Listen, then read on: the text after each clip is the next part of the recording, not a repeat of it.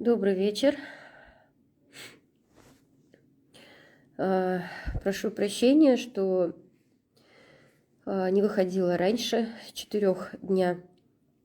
Сами понимаете, я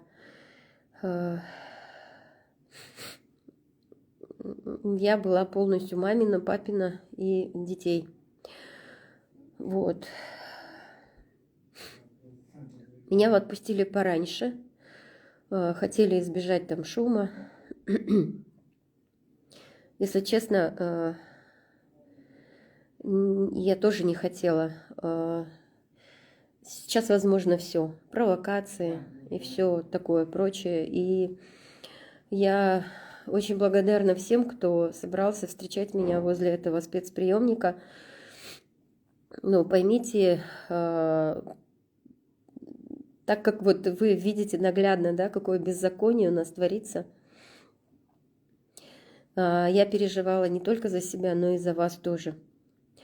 Потому что где-то в понедельник в этот спецприемник поместили на 5 суток 3 мужчин, которые пришли и требовали освободить меня и все такое. И, если честно, я не хотела там, чтобы еще люди подверглись каким-нибудь провокациям.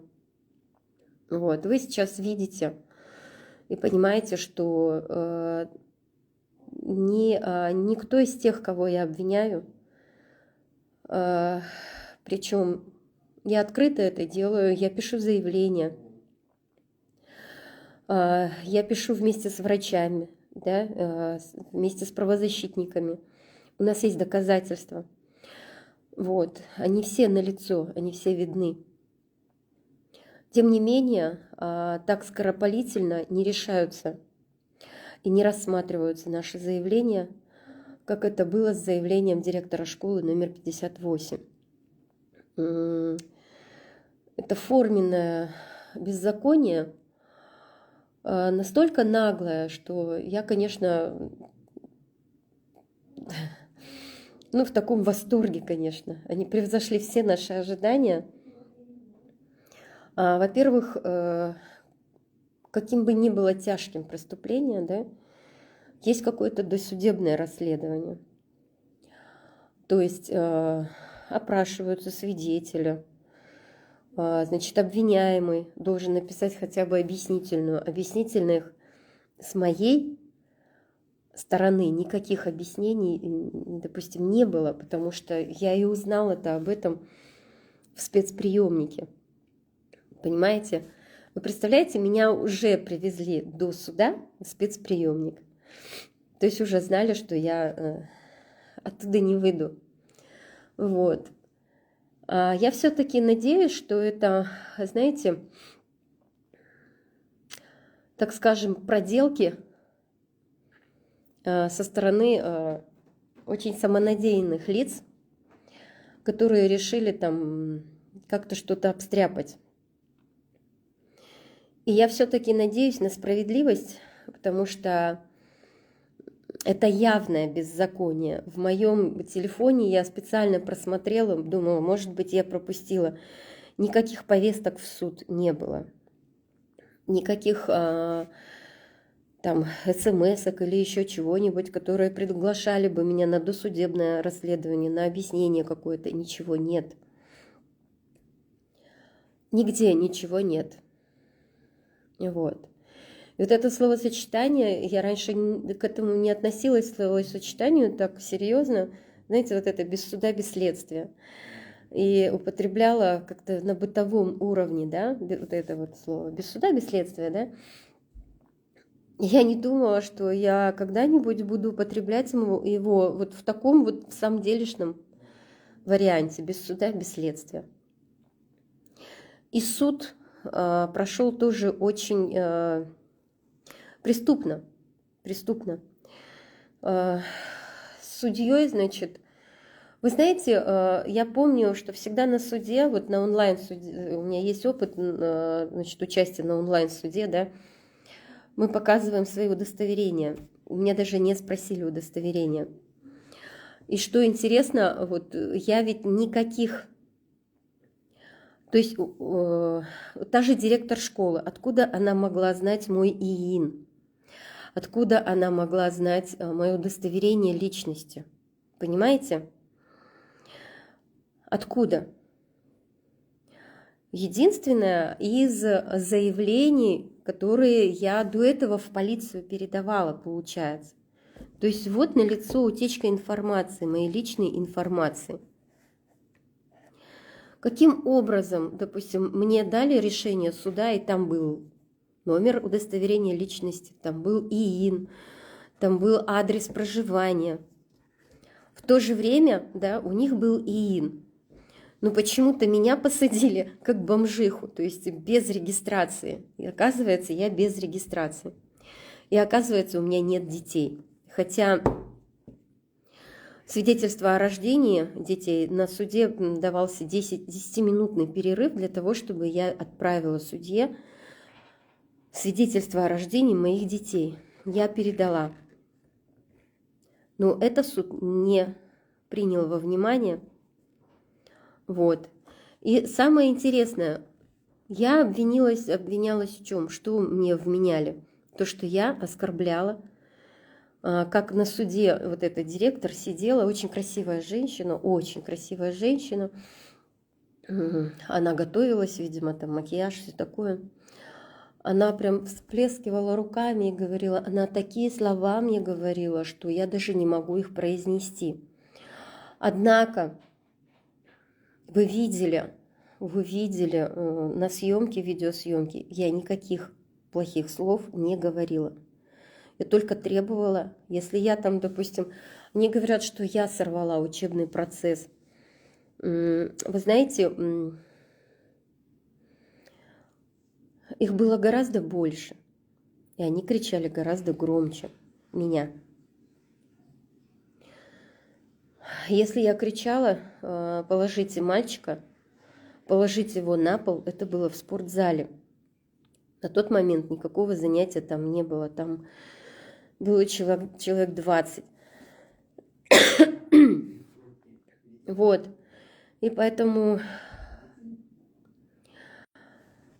я более чем уверена, что, знаете, ну это просто будет на весь мир будет такой позор для нашей правоохранительной системы, для нашей судебной системы. Это просто позорище, понимаете? Это такое откровенное нарушение прав. Я никогда в жизни с таким не сталкивалась, вы понимаете? Поэтому некоторые наши депутаты, наверное, добиваются того, чтобы вносятся предложения, чтобы судебные процессы были такие без огласки. Еще больше меня возмущает тот факт, что Женар Давлетова сейчас тоже находится под стражей, под арестом. Я очень надеюсь, жители Астаны не оставляют ее без внимания. Я сейчас не могу поехать в Астану. Не от того, что там состояние здоровья, не от всего. Просто здесь у меня еще предстоит разобраться с этим фармкомитетом. А не то, что мне какой-то штраф вменили. И заключение какое-то вывели по дыхательной гимнастике. Мне тоже это предстоит оспорить.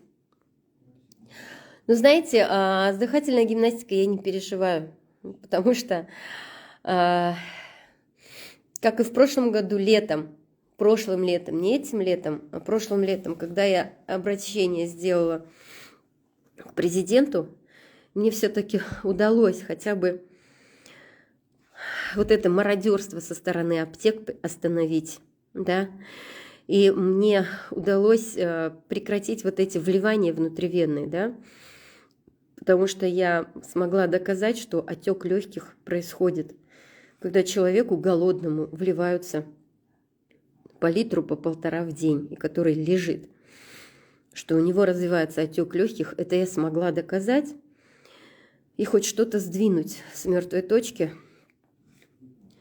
Конечно, глобально это ничего не поменяло, Вот.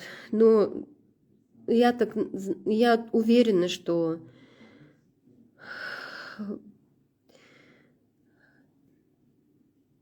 таких ответственных врачей все-таки побольше. Вот. И все-таки хоть чуть-чуть это помогло нашим пациентам избежать отека легких, по крайней мере, помогло. Вот. И тогда, когда у меня спросили, как я не побоялась, как я об этом заявила, тогда я сказала, что если вдруг в Казахстане изменится понятие физики, то есть осмос и все такое, если вдруг в Казахстане резко изменится понятие физиологии, если вдруг в Казахстане резко изменится понятие фармакологии, то есть это все международное, и оно не может измениться, чтобы меня заткнуть. Я готова была выходить на международный уровень, чтобы хоть как-то помочь нашим пациентам. И сейчас, невзирая на обстановку в мире тоже не особо благополучную, но все-таки есть страны, где, по крайней мере, знаете, хоть и настаивают на вот этой иммунизации, по крайней мере, честно учитываются, честно регистрируются все факты, значит, осложнений после этой иммунизации, смертность после этой иммунизации. И очень странно, что в нашей стране это не регистрируется. Это доказывает тот факт, что вот, допустим, девочка из Астаны, из 58-й школы, которые сделали манту без согласия ее мамы, даже не то, что без согласия, а невзирая на 2 письменных отказа, на сегодняшний день у нее фиксируются и судороги. В общем, какие-то непонятные, то ли неврологические, то ли миалгические изменения есть у девочки. И знаете, когда до моего ареста, где-то за 2-3 дня, когда я списывалась с ней, она мне говорила, что, не смотрите, это уже где-то 20 числа октября, да? А это происшествие было 5 октября, через неделю после того, как ей сделали манту. И вот в 20-х числах эта мамочка мне писала, что ее поставили на очередь, ее ребенка, на ЭКГ, на какие-то обследования, на ЭЭГ. И это произойдет через месяц, то есть очередь наступит через месяц. Вот так в нашей стране, в столице нашей страны, учитываются, значит, осложнения поствакцинальные осложнения. Еще хочу заметить то, что, знаете, само по себе приходит на ум вот эта поговорка «на воре горит шапка». Когда я была в 58-й школе, я ни слова не говорила о вакцинации против нашей известной любимой инфекции. Я говорила про манту. Я говорила просто о медицинских вмешательствах. И я говорила, что ребенку непонятно, от чего плохо. Я бы не вмешалась, если бы я не услышала перешептывание. Не вызывайте скорую. Я четко это слышала. Нет, не вызывайте скорую, понимаете?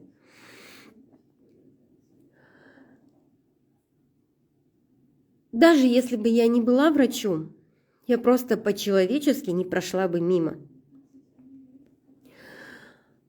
Когда я слышала, что кому-то стало плохо, кто-то потерял сознание, и при этом не вызывайте скорую, я бы точно так же ринулась на помощь. И я думаю, что любой сознательный человек на моем месте сделал бы то же самое.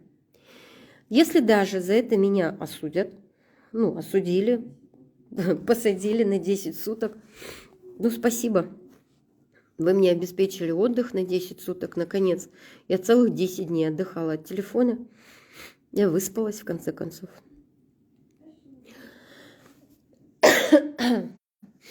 И мне не было стыдно выходить на прогулку.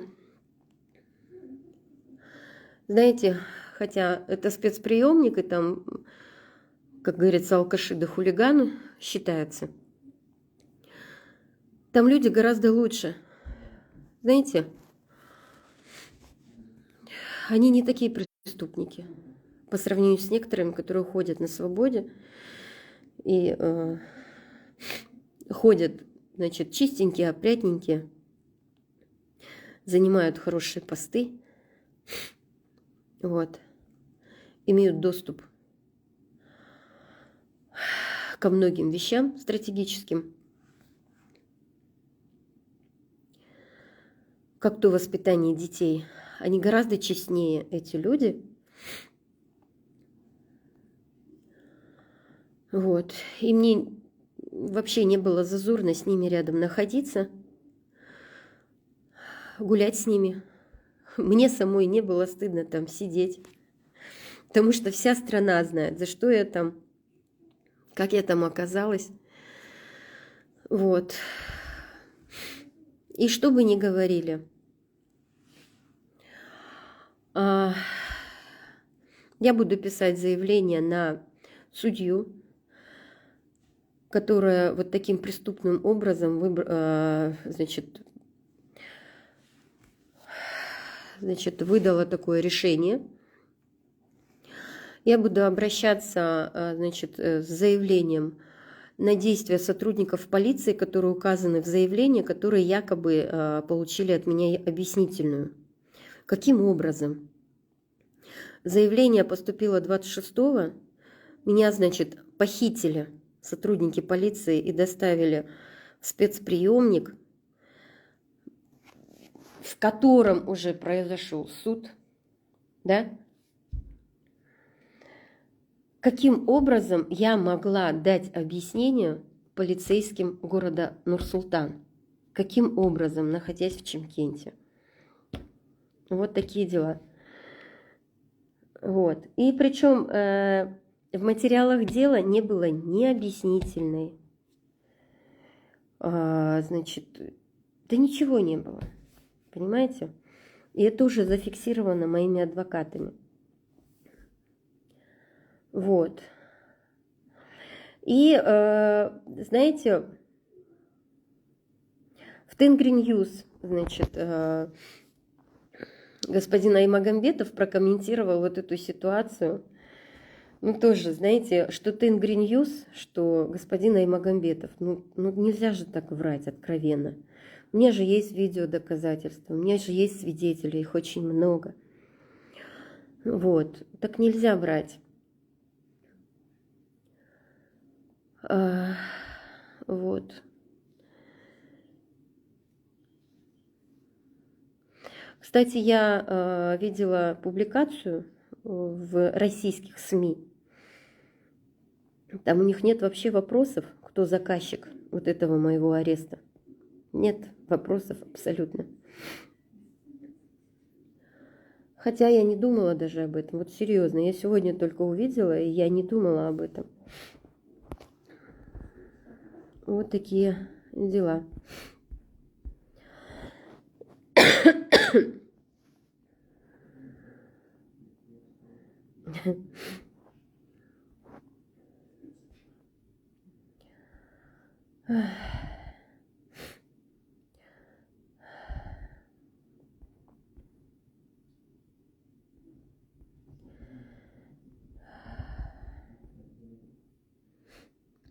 Да.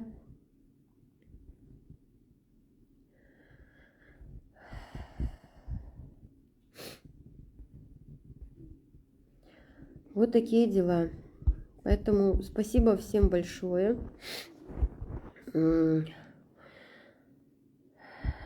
Нет, слава богу, меня там не лечили. Я очень боялась, что меня там возьмутся лечить. И от страха я выздоровела сразу. От страха, что меня там будут лечить. Я выздоровела сразу. Это я вот за день. Вы знаете, скажу сейчас, в пятницу я отказалась от прогулки. Потому что, наверное, все жители Шымкента почувствовали на себе У нас было нечто в Чимкенте, я отказалась от прогулки, потому что, сидя в камере, я задыхалась от какой-то непонятной пыли. Вы знаете, такая... у нас весь Чимкент обволокло какое-то облако, такое пыльное облако, причем не было... Ветра не было. Ветра не было, была просто какая-то пыль, она стояла. И вы знаете, у нас в Чимкенте вообще очень почва такая, знаете, все сразу уходит. И пыли такой нет. Вот, допустим, есть пыль в Нур-Султане, да, в Астане. И там пыль, она такая, потому что там же болото, по сути. И там она такая мелкая, такая противная, она во все щели залезет.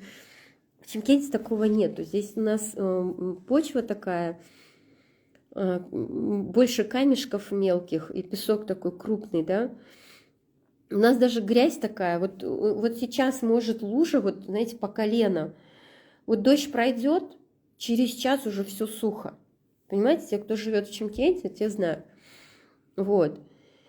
А тут стояла прям вот просто марево какое-то пыльное, да, и пыль какая-то непонятная, въедливая. Все машины стали такими пыльными, и эта пыль, она не просто вот, которую смахнешь и все.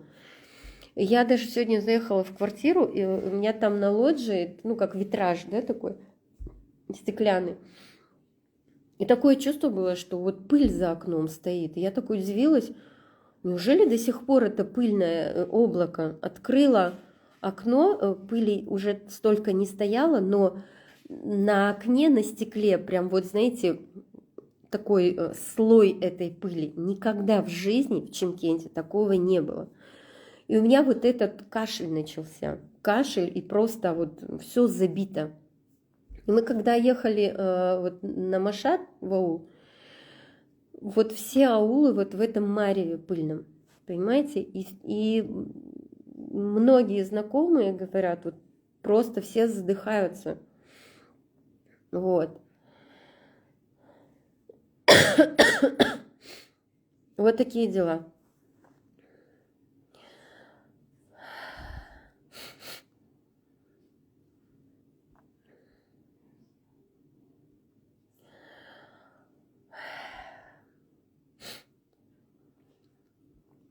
Спасибо всем. Столько я получала передач.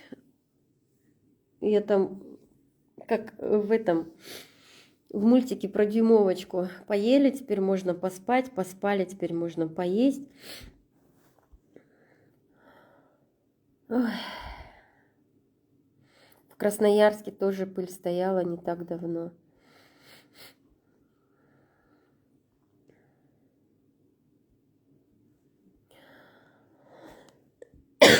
Да, да, песка нет, тяжелая глина, да.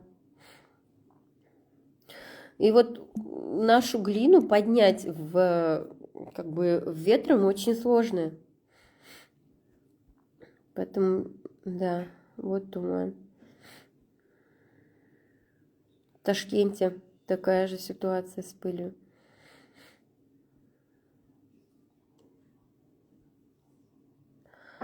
В Питере тоже была такая пыль.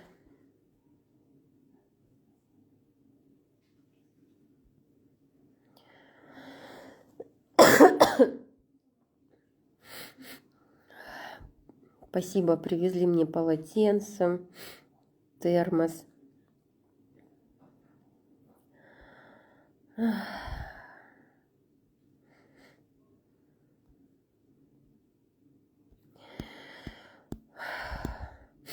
В принципе, ничего. Все люди знают, что к чему, все понимают. Поэтому, знаете, такое чувство было, что, не знаю, смешно было, конечно, когда 6 сотрудников полиции приехали за мной не куда-нибудь, а в прокуратуру. В прокуратуру, представляете? В прокуратуру я приехала жаловаться на действия вот этих сотрудников полиции. дежурный прокурор по телефону, ну вот по внутреннему телефону что-то там мямлил, что, ну вот езжайте в как это, в ОСБ, туда-сюда. А потом сам вышел и вот так вот передал меня из рук в руки. Балдежно, конечно. Вы знаете, это просто беспредел, естественно. Это такой беспредел. Я думаю, боже мой, а что делать? Тем, у кого нет таких подписчиков, как у меня, да? Вот я же говорю, с тех пор у меня вот эти слова без суда и следствия впервые в жизни обрели вот такой вот смысл, такой в самом делешный. Вот. Вы знаете, меня охраняли, наверное, человек 10 какого-то спецподразделения. Все эти 10 дней возле моей камеры сидели обязательно круглые сутки двое вот таких здоровых спецназовцев. Они сидели, там вот это окошечко в двери, ни на минуту его не закрывали. И там на входе туалет, и такая пластиковая перегородка, и вот эта дверь, когда в туалет открыта, тогда вот это окошечко загораживается. Просто, знаете, неприятно все время, все сутки, свет не выключался в камере, слава богу, потому что, ну, я сама попросила, чтобы тараканы особо не буйствовали. Вот. И вот сидишь, как под микроскопом предметное стекло, еще камера, видеокамера сверху.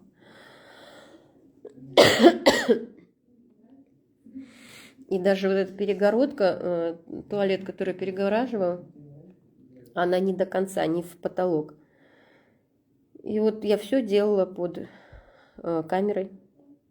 Ну, я так, знаете, я подумала, ну, хорошо. Я участвую в шоу, как это, «Дом-2». Пожалуйста. Интересно вам? Без проблем. Вот такие дела. Вот. Первый день, конечно, там не очень было. Потом я попросила принести мне комет, тряпки, перчатки. И мне было не скучно второй день. Я все чистила, драила.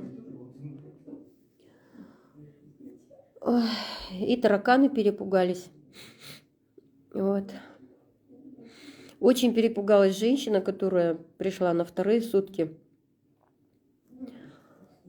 Она так на меня смотрела, как будто перед ней там, я не знаю, людоед какой-нибудь. Потом где-то через пару дней она разговорилась и говорит, что... Ну, она там завсегда-то, и она часто там бывает. И она говорит, никогда не было такой охраны. И она думала, что, ну, я там вообще какая-то беспредельщица. Сейчас, наверное, думала, что я ее там душить буду или грызть. Вот. Ну, ничего.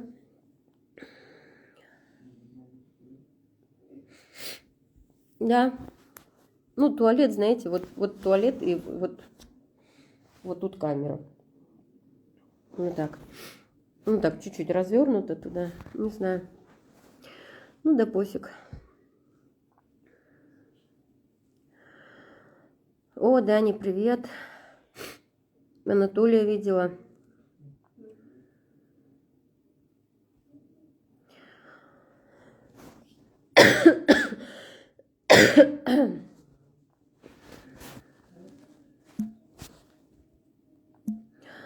Какие-то активисты Чимкента привезли мне огромный торт, огромный, где-то, ну, наверное, метр на 1,70 м, где-то такой вот огромный торт привезли. Я, конечно, попросила раздать всем там, кто был. Вот. Ну да. Помыла камеру. Ну, я для себя ее помыла. Знаете, так стало сразу получше в ней как-то. Если бы мне еще эмульсию дали, я бы потом еще побелила. А что, все равно делать нечего.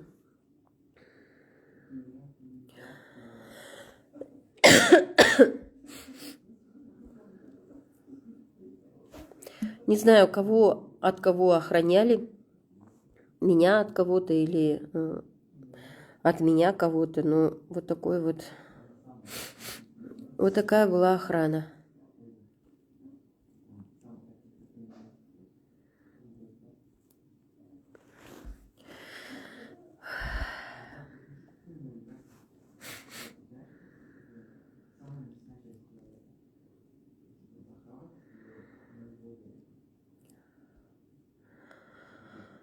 Приходили сотрудники департамента полиции. Непонятно, зачем приходили. Я говорю, а что нужно? Кто вы? Он говорит, мы из департамента полиции. Угу. Я говорю, ну представьтесь. И один сотрудник казах, он там что-то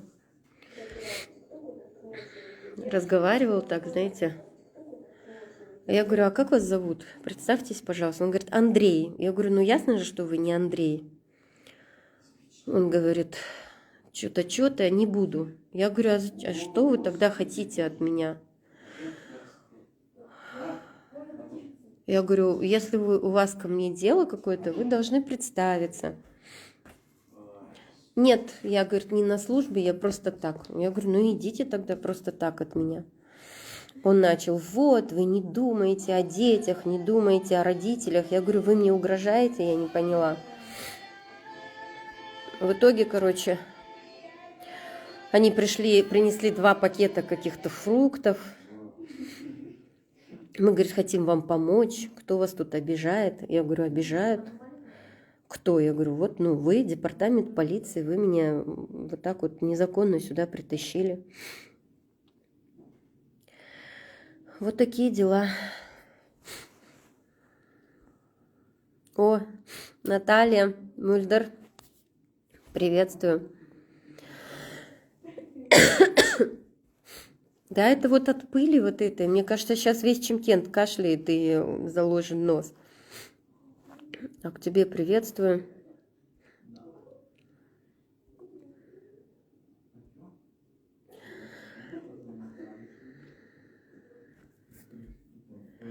Да, я там выспалась. Я там выспалась. Наелась. Мне очень много еды приносили. Соседке никто не приносил еду, хотя у нее вроде и дети есть. Ну, я ее подкармливала, еще оставила там сухой паёк. Ей еще 6 дней сидеть.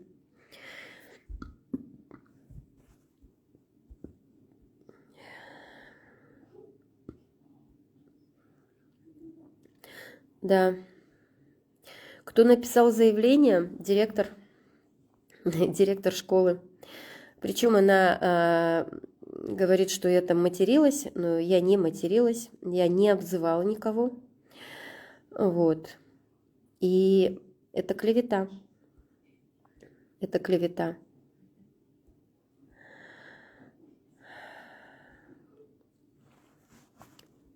Да, жители Чимкента, спасибо огромное. Вы приехали в первый день. Вообще я рада. Я рада, потому что как бы не трактовала сейчас желтая пресса, вот эти тенгриньюсы, и как бы не выворачивала бы наизнанку там этот господин Аймагамбетов всю эту ситуацию, у нас народ не обманешь. И вот сейчас меня единственное беспокоит, что на основе этого собираются там какой-то усилить контроль в школах. То есть из школ собираются сделать режимный объект. Вот. Но это уже родители. Знаете, я вам показала, что творится в школах. Я вам показала, знаете, это я же говорю, я ни словом не обмолвилась вот вокруг 58-й школы по вот этой нашей модной инфекции, да? Я ничего не говорила, абсолютно. Шапка загорелась на них сама, вы понимаете? Вот. Я отреагировала на то, что мальчику стало плохо. Я не говорила, от чего ему стало плохо. Я не знаю. Я прекрасно знаю.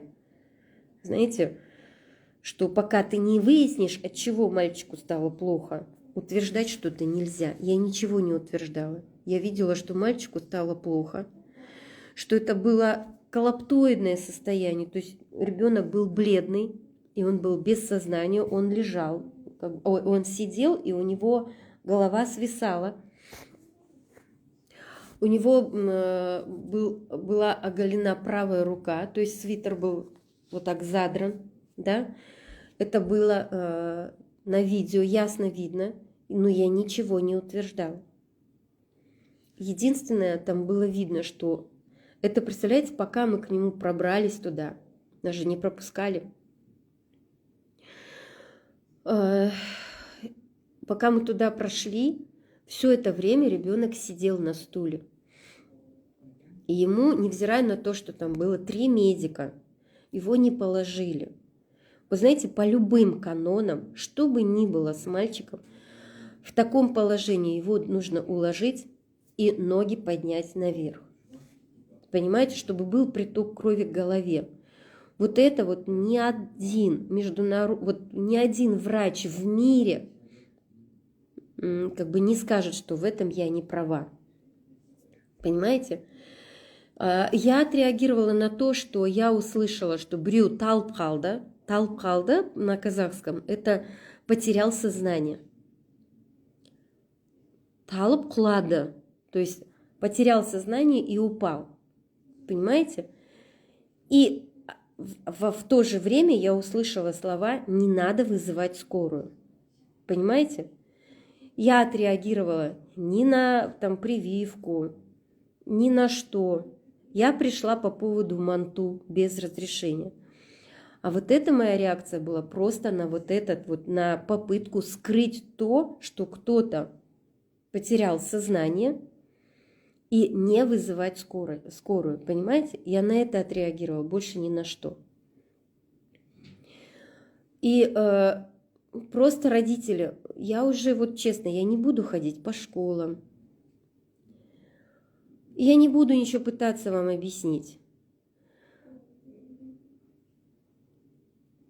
С моей стороны, вы знаете, чужих детей не бывает. Чужих детей не бывает. Если вдруг я еще раз столкнусь с таким, я поступлю тоже так же. Точно так же я поступлю, понимаете? И до этого я говорила, родители, не снимайте со стороны, а просто вмешивайтесь, понимаете? Вмешивайтесь. Не оставляйте просто так. Вот смотрите, когда в 9 школе в Актюбе детей травили, да, вместе с мошками, это уже доказанный факт, да, в подвале травили мошек, с 3-го этажа клубился дым. И почему-то министр Аймагамбетов на это не отреагировал. Вы понимаете, никак не отреагировал. А на вот этот факт он отреагировал. Понимаете? Почему я одна?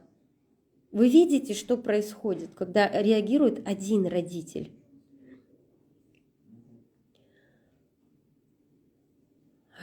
Я не знаю, это ваши дети.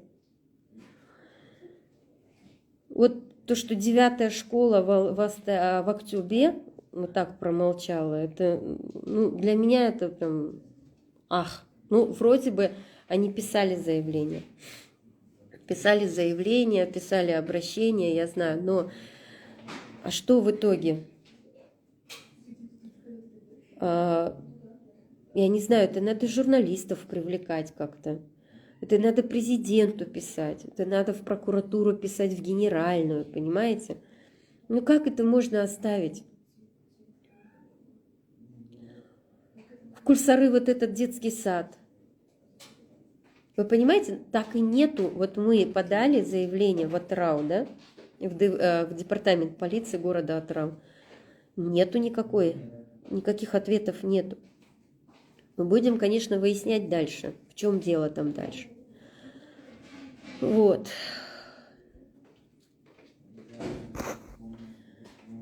Вот такие дела.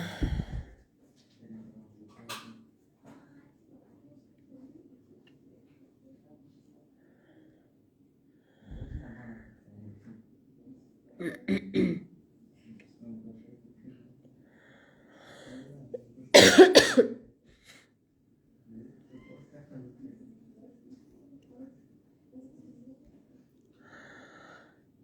Светлана из Турции, здравствуйте. Я не знаю, как связаться с докторами из Турции, с врачами из Турции.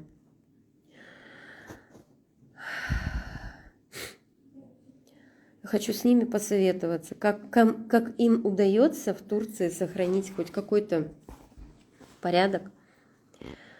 Вот. Поделились бы они с нами опытом, было бы хорошо.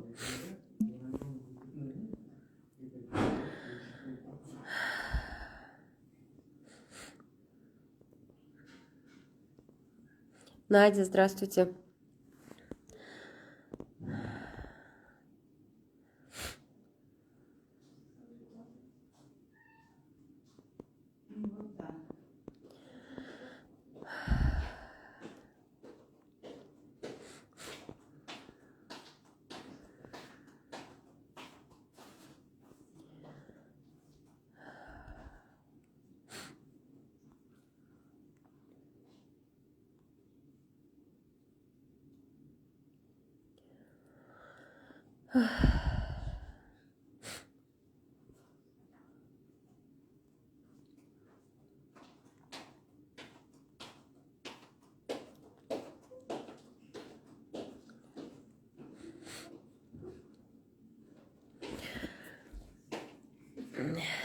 Ай, на все эти камеры, главное, вы на свободе, мы рады вас видеть.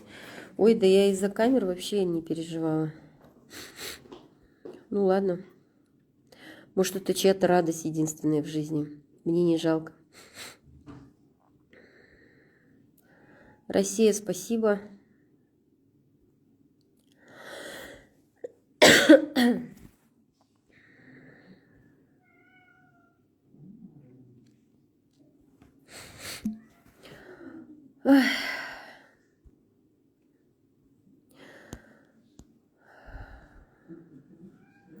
Я вообще не удивлюсь, если это не первый раз. Еще будут попытки.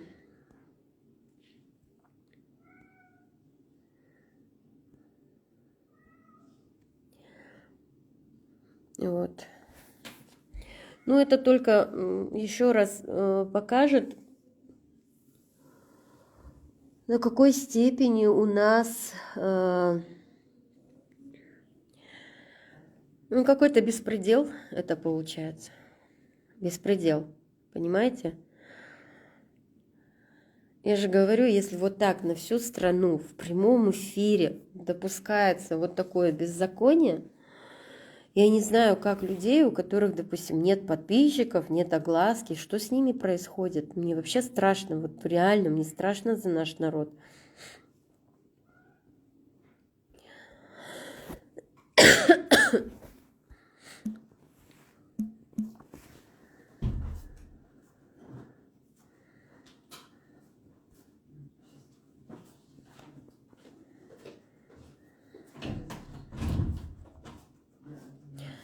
Да, какой-то департамент полиции мне 2 пакета фруктов принес.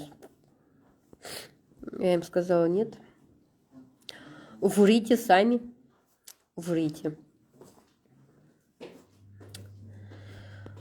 Мне дофига было фруктов. Мне даже свежевыжатый гранатовый сок притащили. Я его так старалась выпить, чтобы он не скис. Но мне много нельзя. Я поделилась. Мне яблоки нельзя много. Можно сказать, вообще нельзя. Виталик, здравствуйте.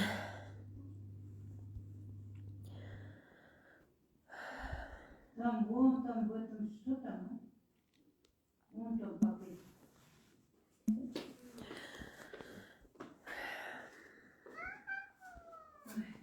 Чего он хочет? Прям ждать тоже. Да я не простужена, в Чимкенте, я же говорю, какое-то что-то такое непонятное. Какой-то пыльный туман, непонятно какой пыли. Анетта, добрый день. Сегодня, я же говорю, меня пришли встречать в 4 часа очень много людей, даже кто-то из Москвы, говорят, приехал с цветами, или кто-то отправил мне из Москвы цветы. Я реально, знаете, после вот этого всего я хоть чего ожидаю, поэтому и не хотела, чтобы были какие-то провокации, поэтому... Да и там сотрудники тоже не хотели, и я вышла чуть пораньше. Вот.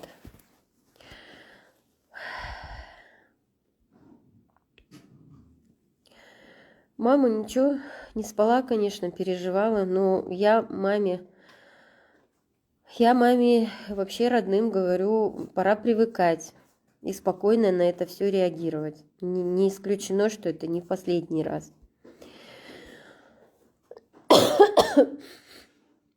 Вот.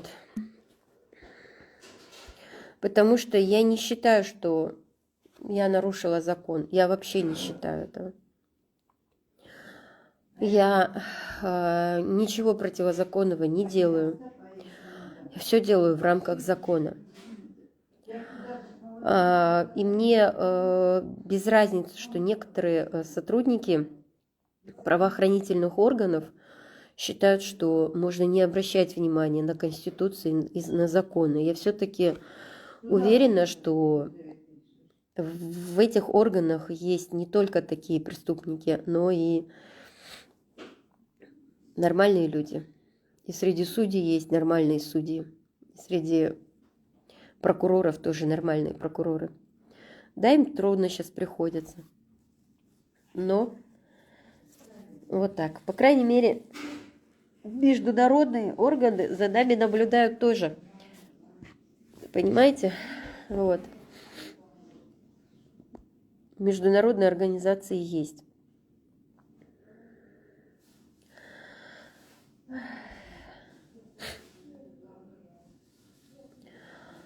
Они, походу, эти фрукты с чьей-то передачи притащили. Может быть.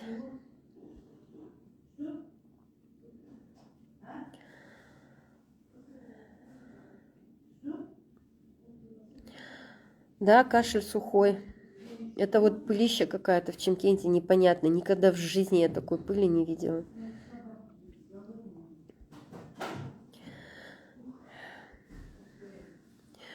Пожалуйста, Астана, не оставляйте Женар одну, поддерживайте.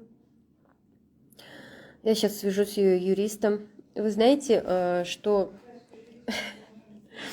когда там сидишь, что очень ценно? Влажные салфетки, чистые полотенца. Небольшие, маленькие. Лучше несколько маленьких чистых полотенец. Что еще? Ну, в основном это. Еда, конечно, не надо сразу много. Лучше договариваться и...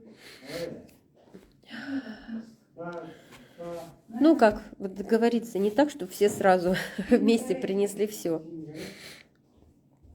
Вот. Если честно, когда принесли огромный торт, мне было... Ну, просто я знаю, что сейчас всем сложно, и с деньгами тоже всем сложно. И мне просто было, ну, жаль, что люди так тратятся. Вот. С едой тоже приходилось раздавать. И мне как-то неловко было, что люди на меня так тратят деньги. Потом в этих местах еще, ну, естественно, постель. Женаре, пожалуйста, чистую простыню, пододеяльник чистый. И узнайте, если там холодно, то какое-нибудь дополнительное одеяло.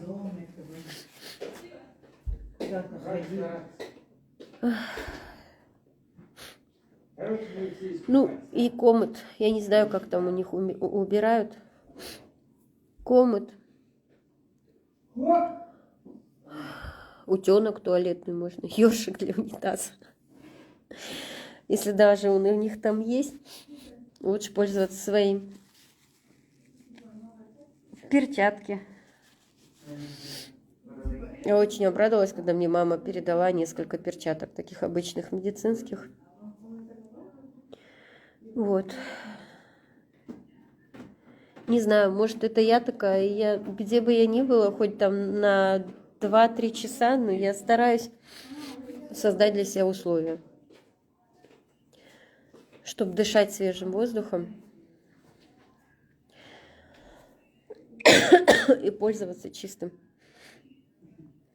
Еще, знаете,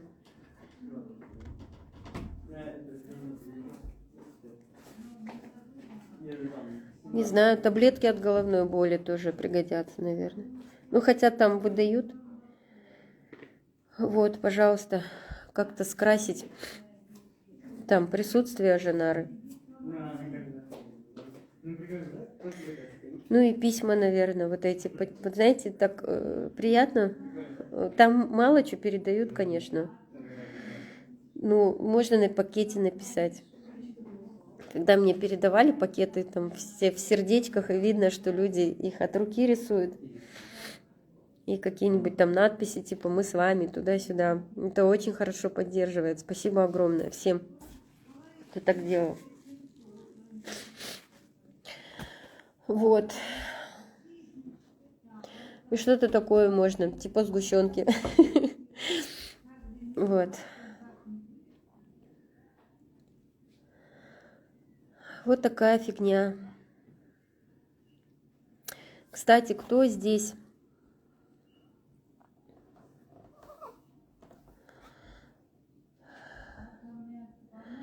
Как там с законом по биобезопасности? Как там с законом по биобезопасности? Я слышала, что первое слушание прошел этот закон, а второе как?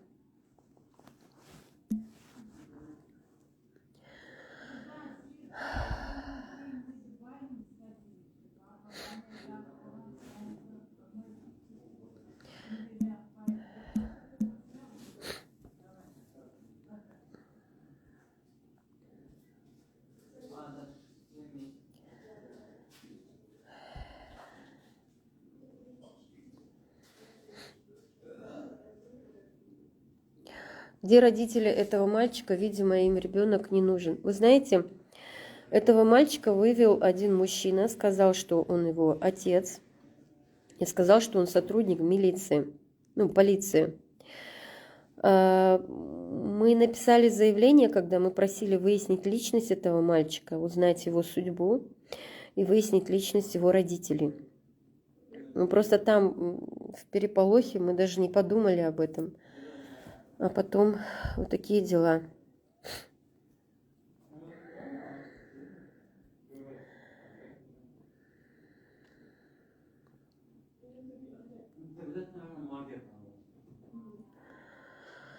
Да, я буду обращаться в международные суды. Мы узнали, что там мальчику плохо, еще раз повторюсь, потому что все засуетились и забегали, и кто-то сказал «талкалда», «талклада». В ответ кто-то сказал «не вызывайте скорую». Кто-то сказал «вызвать скорую», ну типа спросили. А в ответ «нет, не вызывайте скорую». Вот такое началось все. Вот, поэтому я еще раз говорю, я не утверждала, что этому мальчику делали именно то, что они сами говорили, Сталин. Вы знаете, вот я же говорю, на воре горит шапка. На воре горит шапка. Вот я про что мальчику делали именно вот это что-то, я вообще словом даже не... Ау! Вот туда пошла.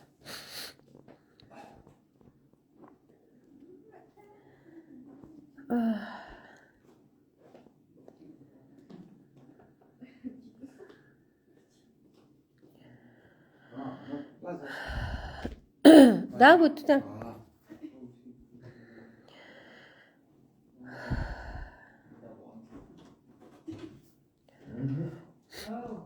Вас, наверное, запугали. А что? Я на запуганную похожа?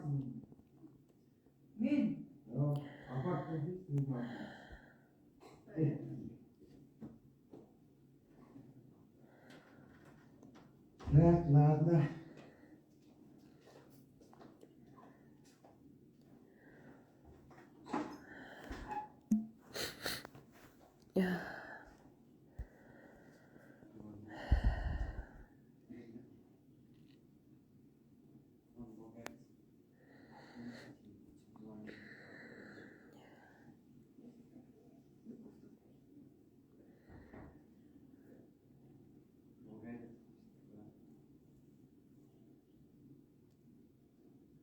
Да.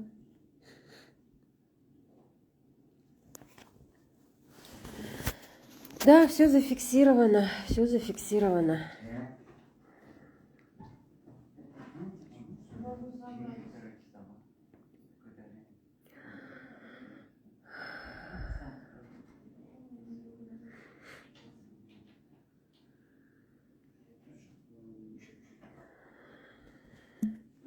Ладно, ребята, я пошла.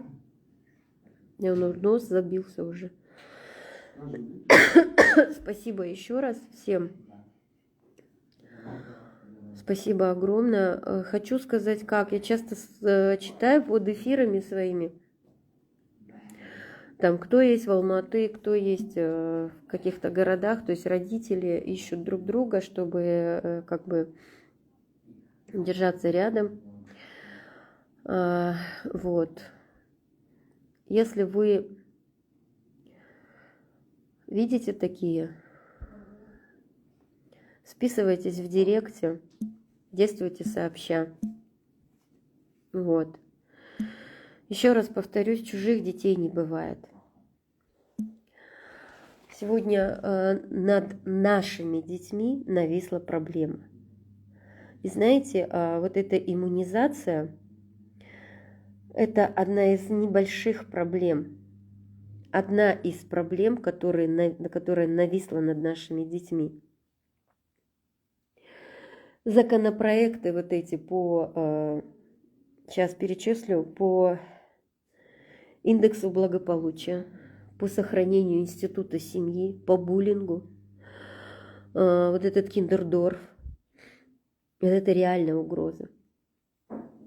Просто посмотрите на ювеналку в Европе, и вы поймете, о чем я. Они один раз допустили, они просто не знали, чем это грозит. А у нас живой пример перед глазами. Мы не должны этого допустить. Вы понимаете? Мы не должны этого допустить. Потому что избавиться от этого очень сложно. Легче не допустить. Европа не может избавиться от этого. Уже десятилетиями борются, но не могут. Поэтому мы должны защитить наших детей, понимаете? Чужих не бывает. Наши дети в опасности, которые уже есть, которые еще будут. Понимаете, чтобы мы смело радовались, когда у нас родятся внуки, дети, племянники, племянницы, крестники, крестницы. Чужих детей не бывает. Ладно, спокойной ночи. Тут уже папа ходит, бурчит на меня. Пока.